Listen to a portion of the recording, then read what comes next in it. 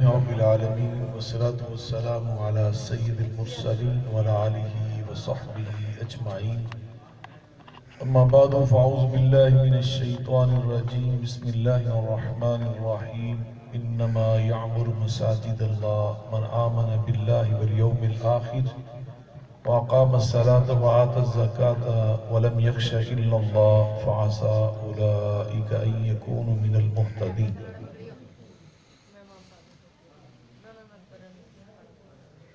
صدر ذی وقار قاری محمد حمزہ صاحب، قاری عمران صاحب اور اسی طرح قاری حضرت مولانا قاری تنویر صاحب، علماء کرام، بزرگان من، برادران ملت، لیک ساتھ احترام میری ماں اور بہنوں، میں سب سے پہلے اللہ رب العزت کا شکر ادا کرتا ہوں کہ جس کی توفیق اور رحمت کے ساتھ، مہربانی کے ساتھ آج آپ کے گاؤں میں 18 چک گھگ میں اللہ کا یہ گھر نئی شکل میں، نئے انداز میں، نئی جگہ پر مرز وجود میں آیا، قائم ہوا، اس کی تاسیس اور تعمیر مکمل ہوئی۔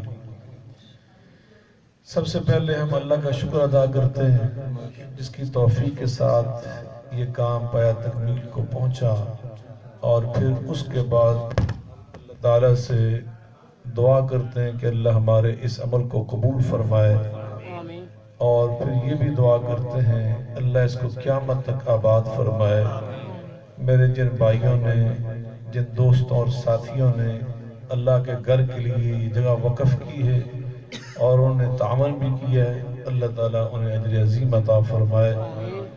اور اس علاقے میں جو ہمارے بزرگ تھے جن کی محنتوں اور کاوشوں سے یہاں ہمارے اہل حدیث تحریک کی بنیاد، جماعت کی بنیاد رکھی گئی، کتاب و سنت کی دعوت و تبلیغ کا سلسلہ شروع ہوا، ہماری جو یہاں راجپوت اوڈ فیملی ہے، ان کے بزرگ ہیں، میں ان سب کے لیے جو دنیا سے جا چکے ہیں دعا کرتا ہوں اللہ تعالیٰ ان سب کی بخشش فرمائے، اللہ ان کی قبروں کو نور سے منور فرمائے۔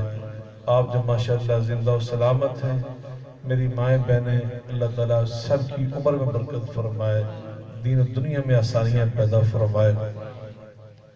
چونکہ یہ صرف ہم جمع ہوتے ہیں دعا کے لیے اور نماز با جماعت کا آغاز کرنے کے لیے، تاکہ ایک رسمی طور پر اعلان ہو جائے کہ مسجد الحمدللہ پایا تکمیل تک پہنچ چکی ہے، اور نماز کے لیے، درس قرآن سننے سنانے کے لیے، خطبہ جمعہ کے لیے اور تدریس اطفال کے لیے مسجد تیار ہو چکی ہے۔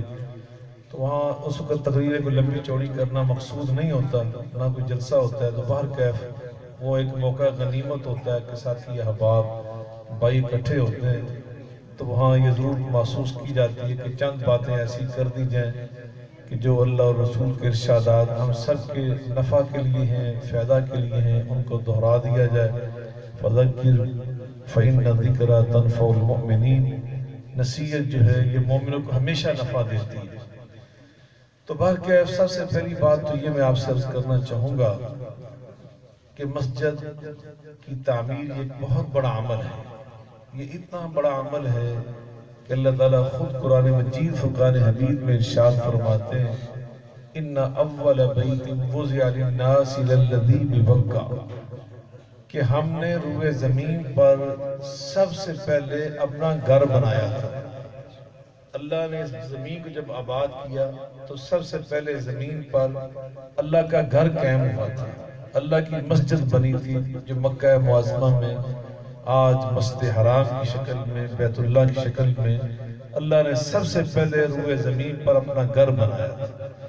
اس دنیا کی آبادی اور اس دنیا کا آغاز گویا اللہ کے گھر کی تعمیر سے ہوا ہے، اور نبی کریم علیہ السلام فرماتے ہیں کہ لا تقام الساعہ، جب تک روئے زمین پر اللہ اللہ کی آوازیں بلند ہوتی رہیں گی قیامت برپا نہیں ہوگی، قیامت نہیں آئے گی جب تک اللہ اللہ کی آوازیں زمین پر بلند ہوتی رہیں گی۔ تو مسجدوں میں کیا ہوتا ہے؟ اذان ہوتی ہے، اللہ اکبر اللہ اکبر لا الہ الا اللہ۔ تو جب تک اللہ اللہ کی آوازیں آتی رہیں گی یہ دنیا سلامت رہے گی، یہ دنیا زندہ رہے گی۔ اور جس دن اللہ اللہ کی آوازیں بند ہو جائیں گی اس دن قیامت برپا ہو جائے گی۔ تو معلوم ہوا اس دنیا کا آغاز بھی اللہ سے ہوا تھا، اور اس کا اختتام بھی اللہ کی جب آواز ختم ہو جائے گی یہ دنیا ختم ہو جائے گی۔ تو گویا مسجد کا وجود اتنا اہم ہے کہ اس کی برکت سے دنیا قائم ہوئی، دنیا کا آغاز ہوا، اور دنیا کی زندگی، سلامتی، حیات اور زندگانی اسی اللہ کے ساتھ، ان مسجدوں کے ساتھ وابستہ ہے۔ اس لیے جہاں مسجد بنائی جاتی ہے تو وہ اس معاشرے، اس سوسائٹی، اس علاقے کے لیے زندگی کا پیغام ہے کہ یہ زندگی کا پیغام ہے، ان کی سلامتی کا پیغام ہے، برکت کا پیغام ہے۔ اللہ تعالیٰ کیا فرماتے ہیں؟ سبحان الذی اسری بعبدہ لیلا من المسجد الحرام الى المسجد الاقصى الذي باركنا حوله الى المسجد الاقصى الى المسجد الاقصى الذي باركنا حوله لنريه من آياتنا إنه هو السميع البصير۔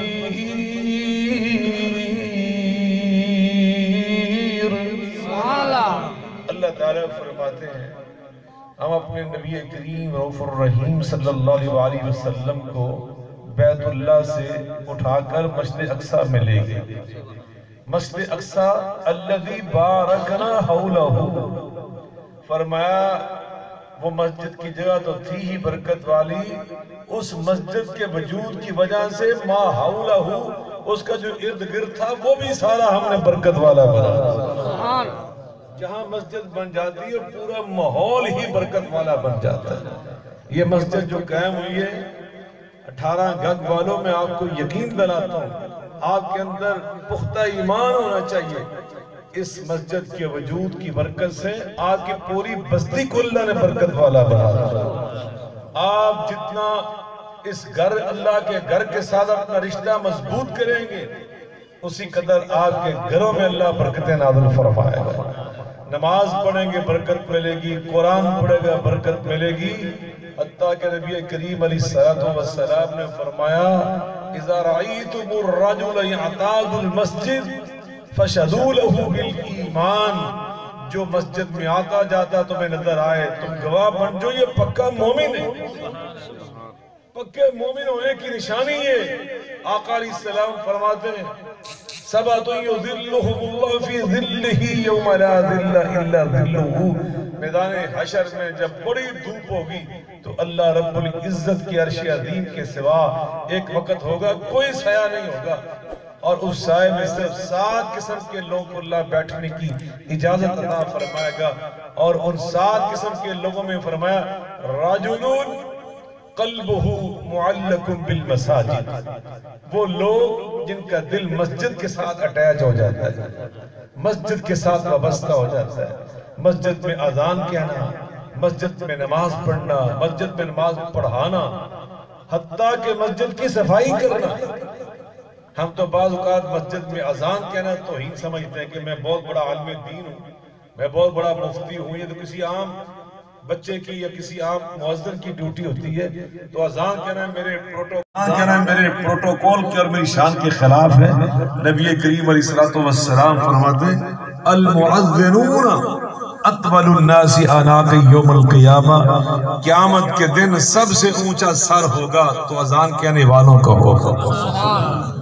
آپ فرماتے ہیں جب مؤذن اذان کہتا ہے حجر و شجر بھی اس کی اذان کو سنتے ہیں، قیامت کے دن یہ حجر اور یہ شجر، یہ پتھر اور درخت، یہ بھی اللہ کی بارگاہ میں جا کر اس اذان کہنے والے کے حق میں گواہی دیں گے۔ نبی کریم علیہ السلام نے مسجد کی صفائی کرنا یہ کوئی عیب نہیں ہے، اتنا بڑا عمل ہے۔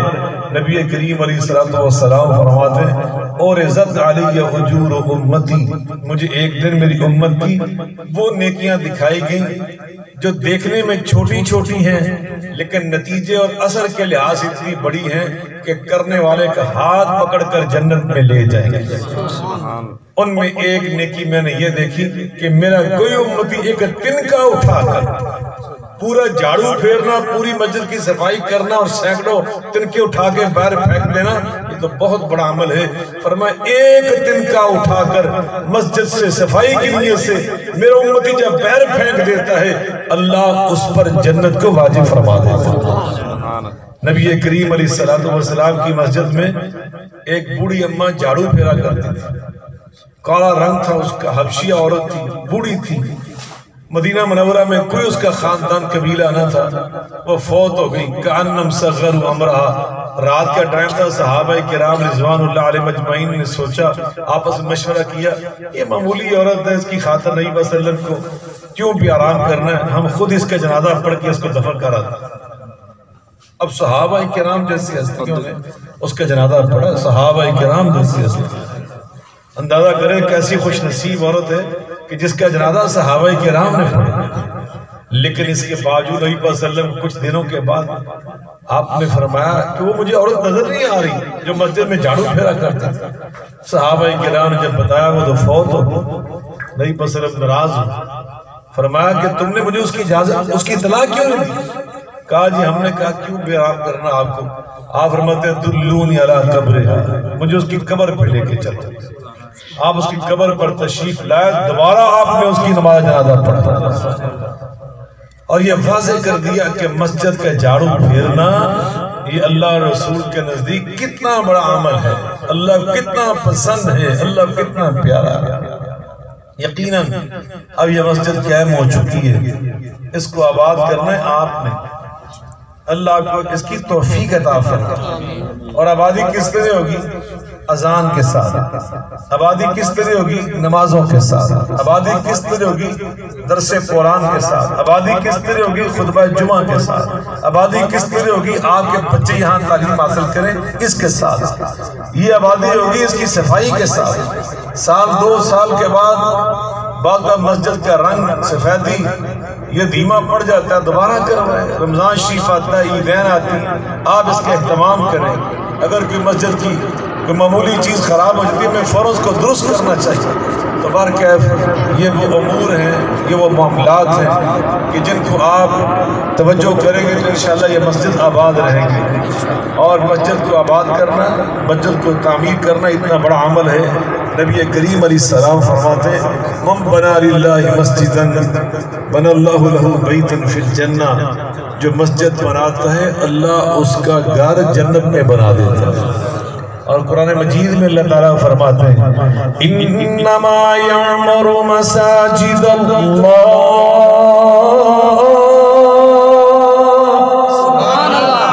انما یعمر مساجد اللہ من آمن باللہ والیوم الآخر وقام الصلاة وآت الزکاة ولم یخش الا اللہ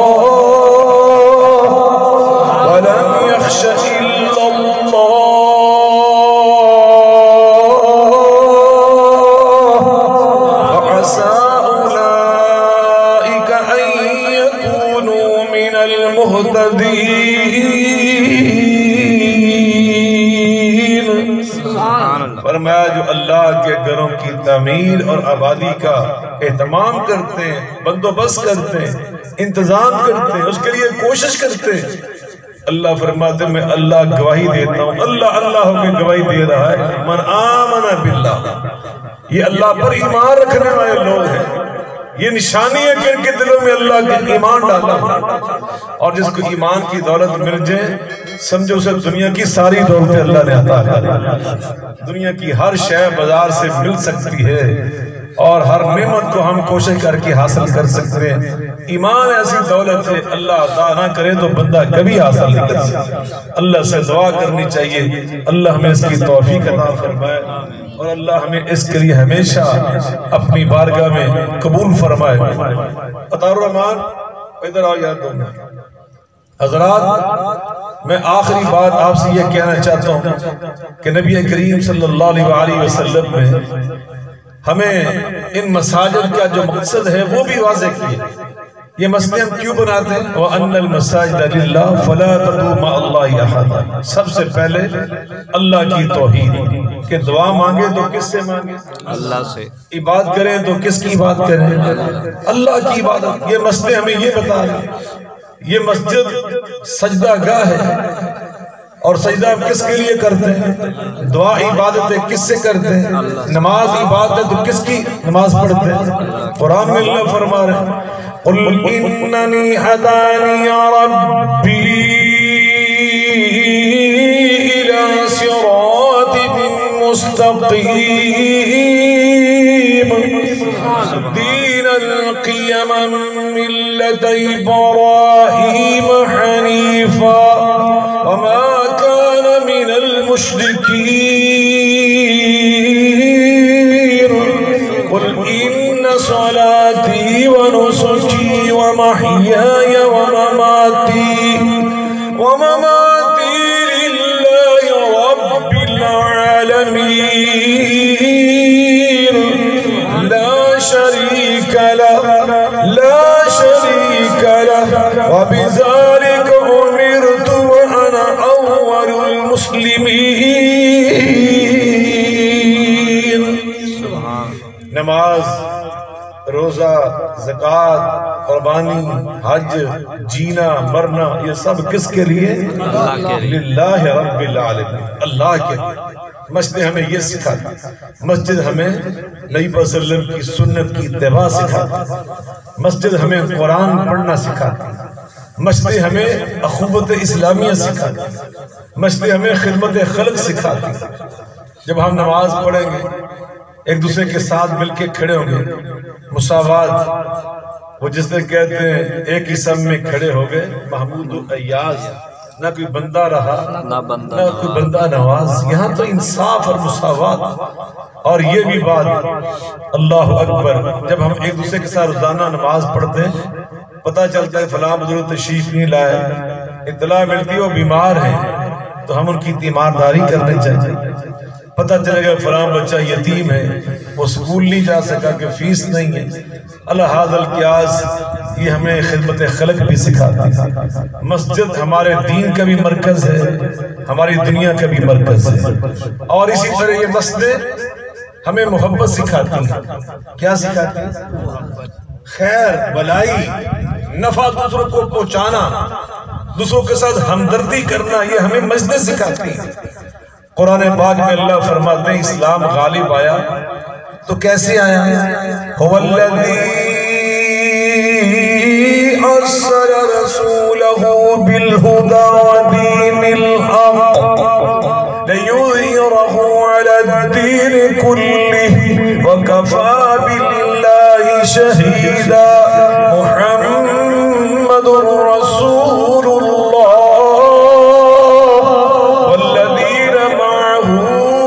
أشداء على الكفار رحماء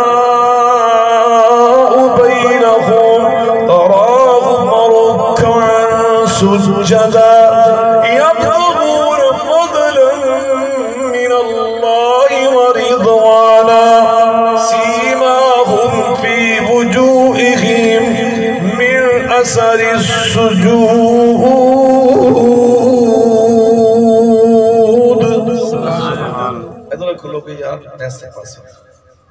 نبی کریم علیہ السلام کی اللہ نے سنت کی اتباع اسوہ حسنہ، اس کو الہدا قرار دے کر فرمایا ایک تو دین حق تھا میرے نبی کریم علیہ السلام کے پاس، ایک اسوہ حسنہ اخلاق، میٹھی زبان، فَبِمَا رَحْمَةٍ مِّنَ اللَّهِ لِنْتَ لَهُمْ۔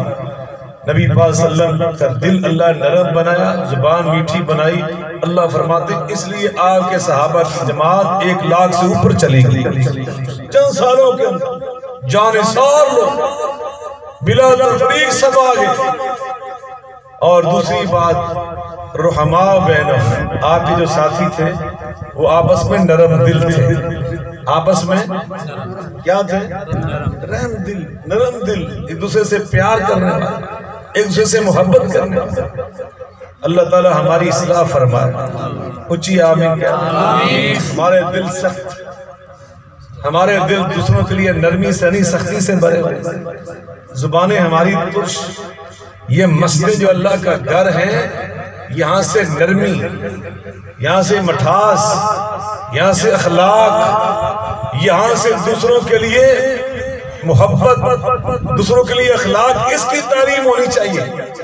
یہ مسجد شر کے لیے، دوسروں کا دل دکھانے کے لیے، دوسروں پہ کیچڑ اچھالنے کے لیے، دوسروں پہ فتوے لگانے کے لیے، کسی کو دائرہ اسلام سے خارج کرنے کے فتوے صادر کرنے کے لیے یہ کام نہیں کرنی چاہیے۔ ایسی مسجدیں نہیں ہوتی، مسجدیں ضرار ہوتی، وہ تو انتشار پیدا کرتی، وہ تو امت کے اندر اختلاف پیدا کرتی، وہ تو دوسرے کی لڑائی کرواتی۔ اس لیے میں سب سے اہم دعا یہ کرتا ہوں، اللہ ان مسئلوں کو صحیح طور پر اپنے گھر کے طور پہ قبول فرمائے۔ اللہ یہاں سے نفع اپنی انسانی مخلوق کو پہنچانے کے میں توفیق عطا فرمائے۔ میں تمام ساتھیوں سے جو میرے اہل حدیث بھائی عرض کروں گا، آپ جتنے بھی میرے دوسرے بھائی مسلمان ہیں، کلمہ گو ہیں، وہ کسی مسلک کے بھی ہیں، آپ ان سے محبت کریں، آپ ان سے پیار کریں، آپ ان کے احترام کریں۔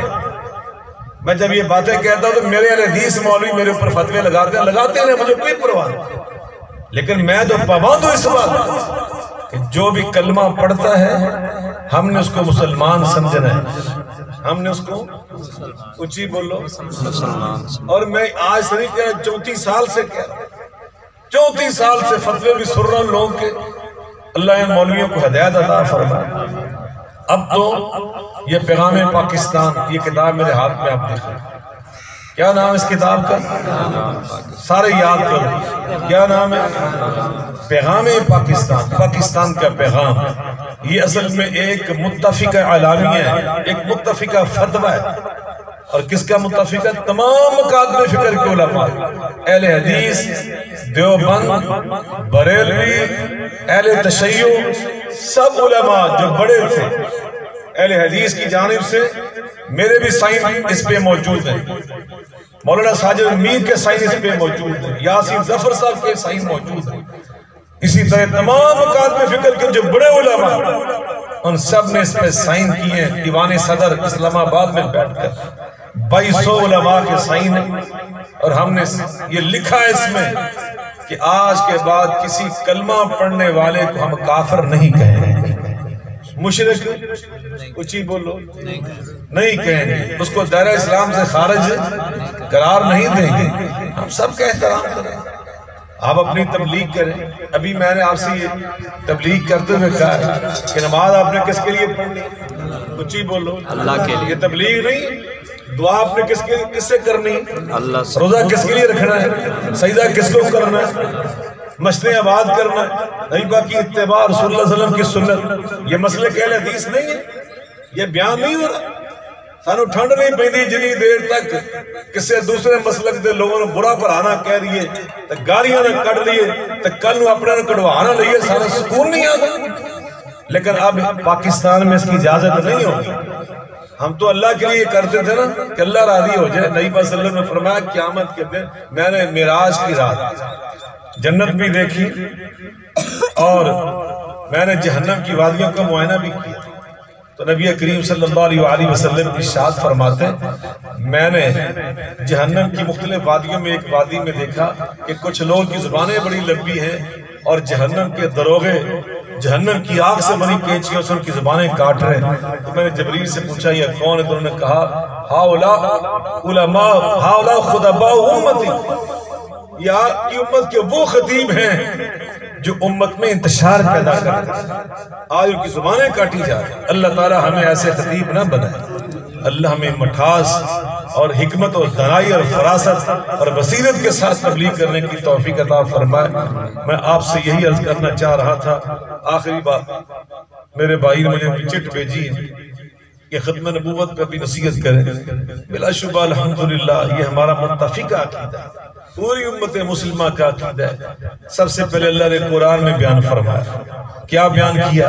ما کان محمد ابا احد من رجالکم ولكن رسول اللہ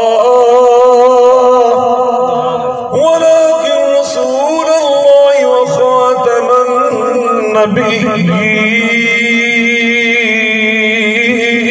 النبیین وكان اللہ بكل شيء عليما. تکبیر، نعرہ تکبیر، قرآن مصطفیٰ، ختم نبوت، علماء اہل حدیث، سید علامہ ضیاء اللہ شاہ صاحب بخاری، نعرہ تکبیر. نبی کریم علیہ السلام نے فرمایا، اللہ نے فرمایا کہ میں نے اپنے محبوب کو خاتم النبیین بنا کر بھیجا. کیا بنا کر بھیجا؟ خاتم النبیین. اور نبی صلی اللہ علیہ وسلم نے خاتم النبیین کی تفسیر خود بیان فرمایا. کوئی مواقع پر خطبہ حجۃ الوداع کے خطبہ میں ارشاد فرمایا، ایھا الناس، اے میرے امتیوں، لا نبی بعدی ولا امت بعدکم. خاتم النبیین کا مطلب اور معنی یہ ہے کہ میرے بعد دنیا میں کوئی نبی نہیں ہوگا اور میری امت کے بعد دنیا میں کوئی امت نہیں ہوگی. قومیں بنتی ہیں جغرافیہ کی تقسیم کی بنیاد پر، زبانوں کی بنیاد پر، رنگتوں کی بنیاد پر. زبانوں کی بنیاد پر یہ پنجابی، یہ سندھی، یہ بلوچی، یہ پشتون اور یہ فلاں اور فلاں. یہ رنگتوں کی بنیاد پر، یہ کالے افریقی، یہ گورے انگریز اور فلاں، اس طرح رنگتوں کی بنیاد پر. اور بعض قبیلوں کی بنیاد پر، جیسے آپ کا قبیلہ اوڑ ہے، کوئی ارائی ہے، کوئی سید ہے، کوئی پٹھان ہے. لیکن امت جب بھی قائم ہوتی ہے یہ نبی اور پیغمبر کی بنیاد پر.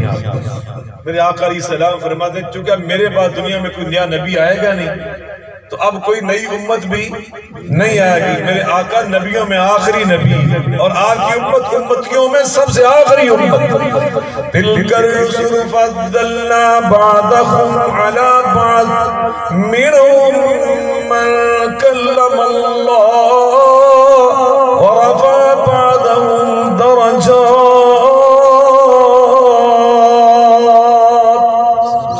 ہر رسول بڑی شان لے کر آیا لیکن فاطمہ کے بابا جان رفع بعضهم درجات، اللہ نے ان کے درجات سب سے بلند کر دی. آقا علیہ السلام خود فرماتے ہیں فضلت علی الانبیاء بست، اللہ نے مجھے دوسرے نبیوں کے مقابلے میں 6 الگ شانیں عطا فرمائیں.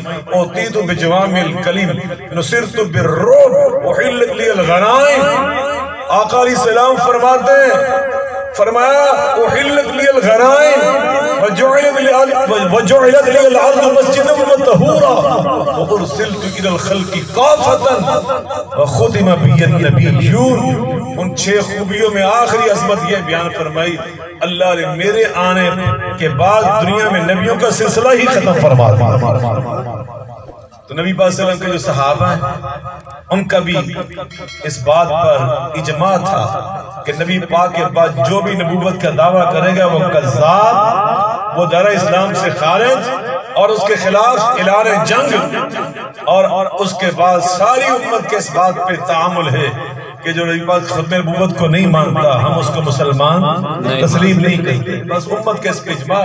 پاکستان کی آئین اور دستور میں یہ چیز شامل ہے کہ جو نبی پاک ختم نبوت کو نہیں مانتا ہم اس کو مسلمان نہیں کہہ سکتے. لیکن اس کے ساتھ یہ بات بالکل واضح کر دینا چاہتا ہوں کہ چونکہ ہمارے دستور میں یہ لکھا ہے کہ جو یہاں پہ قادیانی رہتے ہیں ان کو زندہ رہنے کا حق ہے.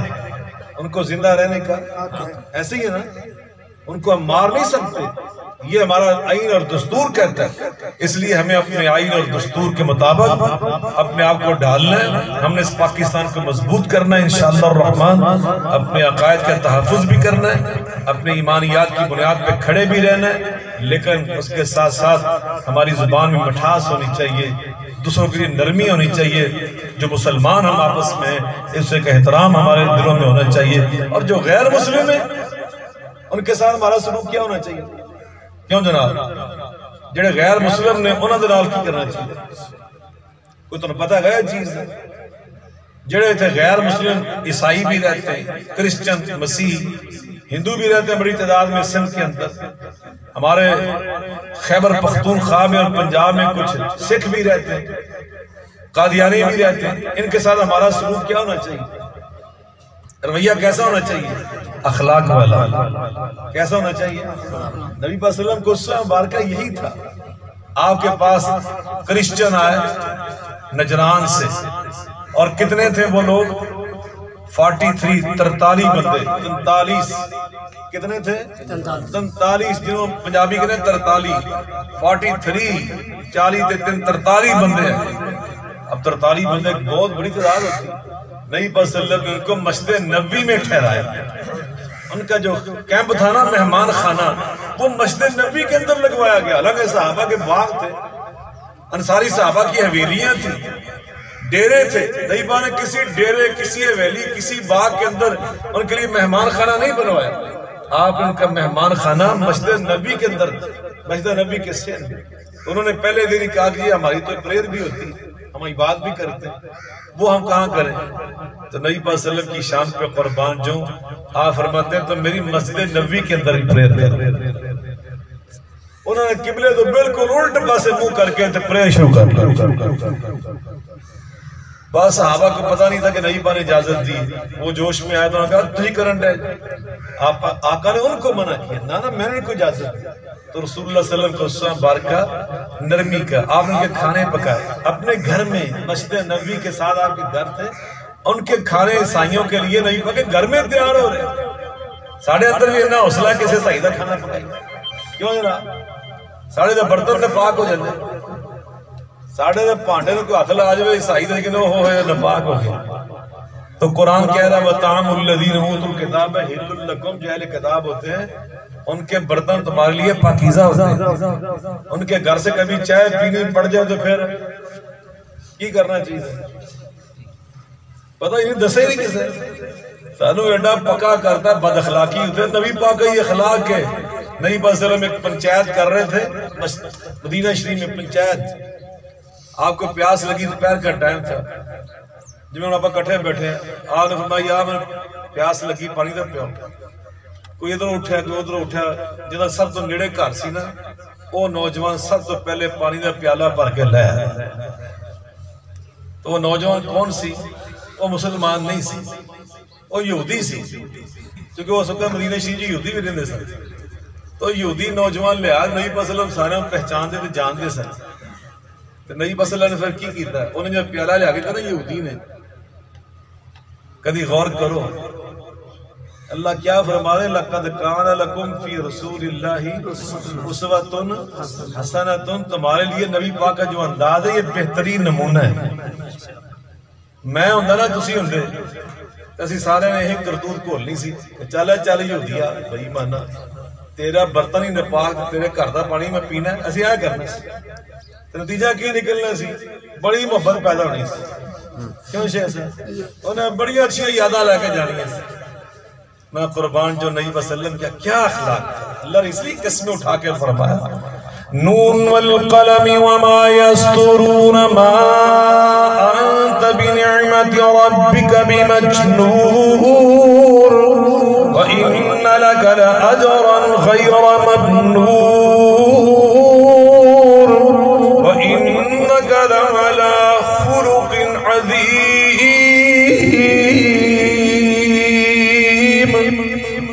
اللہ قسم اٹھا کر فرما رہے میرے محبوب خلق عظیم کے مالک، آپ نے اس کا پیالہ قبول فرما لیا، آپ نے اس کا لیا ہوا پانی نوش فرما لیا، پیالہ جب مسکرا کے ہٹایا نا اس کو واپس کیا تو آپ فرماتے ہیں جمل اللہ وجہ کا، اور نوجوان اللہ تیرے چہرے کو ہمیشہ خوبصورت ہی رکھے۔ دعا دی آپ نے اس کو دعا دی۔ جو صحابی اس حدیث کو بیان کرتے ہیں وہ انہوں نے بڑی لمبی عمر پائی، وہ فرماتے ہیں میرے بڑھاپے میں وہ جو نوجوان تھا نا وہ بوڑھا ہو کے فوت ہوا، تو جب اس کا اعلان ہوا نا فلانا بندہ فوت ہو گیا تو میں اس کی شکل دیکھنے گیا فوت ہونے کے بعد کہ جا کے دیکھو کہ میرے آقا نے جو اس کو فرمایا تھا وہ یہودی مذہب بھی فوت ہو. کہتے ہیں میں نے جا کے دیکھا نبی پاک صلی اللہ علیہ وسلم کی دعا کی برکت سے مرنے کے بعد بھی بڑھاپے کے اندر بھی اس کا چہرہ خوبصورت نظر آ رہا تھا. یہ نبی پاک صلی اللہ علیہ وسلم کا اسوہ مبارکہ. آپ کو پتا چلا کہ فلاں محلے میں جو یہودی رہتا ہے اس کا بیٹا بڑا بیمار. آپ اس کے گھر تشریف لے گئے, یہودی کے گھر دستک دی, دروازے کو کھٹکھٹایا, وہ نکلا, سامنے اس نے دیکھا کہ محمد مصطفیٰ علیہ السلام تشریف فرما. حیران ہوں, آپ میرے گھر کے دروازے. آپ فرماتے ہیں مجھے پتا چلا تیرا بیٹا بیمار ہے تو میں اس کی خبر لینے کے لیے آیا. اللہ اکبر. اس نے کہا جی تشریف لائیے. نبی پاک علیہ السلام تشریف لے گئے. اندر دیکھا وہ نوجوان بہت تکلیف میں تھا, جان کنی کا ٹائم تھا, جیسے روح نکل رہی, سانس اکھڑ رہا ہے, یہ اس کی کیفیت. آپ نے اس کے سینے پہ ہاتھ پھیرا, آپ نے اس کے سر پر ہاتھ پھیرا, آپ نے اس کو محبت کے ساتھ, بہت پیار اور شفقت کے ساتھ جب اس کو متوجہ کیا, اور اب آپ نے فرمایا کہ بیٹا کلمہ پڑھ, میرے دین کو قبول کر لو. تو اس نے اپنے باپ کی طرف دیکھا, چونکہ وہ یہودی تھا, یہودی کا بیٹا تھا, یہودی کا پوتا تھا, ماں یہودن یہودی اور باپ یہودی, تو اس نے اپنے باپ کی طرف دیکھا. اس کا باپ نبی کریم علیہ السلام کی اخلاق عالیہ سے اتنا متاثر ہو چکا تھا کہ فوراً کہنے لگا اتے ابو القاسم, اتے ابو القاسم. بیٹے جو ابو القاسم علیہ السلام فرما رہے نا فوراً مان لو. اس نے فوراً ہی نبی پاک صلی اللہ علیہ وسلم کے پیچھے پیچھے کلمہ پڑھ لیا. ادھر کلمہ پڑھا, ادھر اس کی روح پرواز کر گئی. نبی پاک صلی اللہ علیہ وسلم نے فرمایا الحمدللہ الذی انقذہ بی من النار. اللہ میں تیری حمد پڑھتا ہوں کہ میرے آنے کی برکت سے تو نے اس نوجوان پر جنت کو واجب فرما دیا. یہاں ایک بات اور بھی سمجھے, اس نوجوان نے کلمہ پڑھا, نبی پاک صلی اللہ علیہ وسلم کو دیکھا, ساتھ ہی فوت ہو گیا. نبی پاک صلی اللہ علیہ وسلم کو کلمہ پڑھنے کے بعد جو دیکھتا ہے وہ صحابی بن جاتا ہے. وہ کیا بن جاتا ہے؟ وہ صحابی کیسا بنا؟ قاری حمزہ صاحب, شیر صاحب, نہ انہیں وضو کیتا, نہ غسل کیتا, نہ اذان کی, نہ نماز, ایک نماز نہیں پڑھی, ایک روزہ نہیں رکھا, ایک حج نہیں کیتا, ایک عمرہ نہیں کیتا, اور نبی پاک فرمان دے اللہ نے تو جنت واجب فرما. ایک لمحے کا صحابی, ادھر کلمہ پڑھا, آقا کا دیدار کیا, ادھر روح پرواز کر گئی, آقا فرماتے اللہ نے اس پر جنت کو واجب فرما. اللہ اکبر. جو صحابی سال کا, 2 سال کا, 20 سال کا نبی پاک کے ساتھ پوری زندگی گزارنے والے صاحب, السابقون الاولون, جناب صدیق اکبر, عمر فاروق, عثمان و حیدر کرار, سارے صحابہ کرام رضوان اللہ علیہم اجمعین, کیا ان کی شان ہے. تو بار کیا میں عرض کر رہا ہوں, ہمیں نبی پاک کی سیرت سے کیا پیغام ملا کہ ہمارے ماحول میں, ہمارے ملک میں, ہمارے علاقے میں کوئی غیر مسلم رہتا ہو, وہ بیمار ہو جائے تو ہمیں کیا کرنا چاہیے؟ کیوں جناب؟ اہل حدیث ہو یا حدیث سنائیے, میں اہل سنت ہو, میں تو سنت نہیں پائی سنائی. کی کرنا چاہیے سانو؟ خوش ہونا چاہیے کہ واہ بیمار ہو گیا. یہ کرنا چاہیے کہ سانو جا کے انہاں خیال کرنا چاہیے, انہاں احساس کرنا چاہیے, انہاں سانو پیار کرنا چاہیے, انہاں محبت کرنی چاہیے. اللہ اکبر. اسی جو گل کرے کہ بلند ترزان کل یہود ولن نصارا, اور گل نو سمجھا کرو, تہاڈے تو زیادہ میرے محبوب نو پتا سی انہاں گلاں دا. میرے آقا سے بڑھ کر کسی کو اس کا ترجمہ آتا تھا, مانا کسی کو معلوم تھا, ساری دنیا کو علم وہاں سے ملا. میرے محبوب کو معلوم نہیں ہے کہ ولن ترزان کل یہود ولن نصارا کا معنی, مگر اس کے باوجود میرے محبوب کریم علیہ السلام نے ان کے ساتھ کیا برتاؤ کیا؟ اخلاق کا, نرمی کا. تو ہم نے بھی سب کے ساتھ کیسا معاملہ کرنا ہے؟ محبت اور اخلاق کا. اللہ تعالیٰ مجھے اور آپ کو اس کی توفیق عطا فرمائے. وآخر دعوانا الحمدللہ رب العالمین.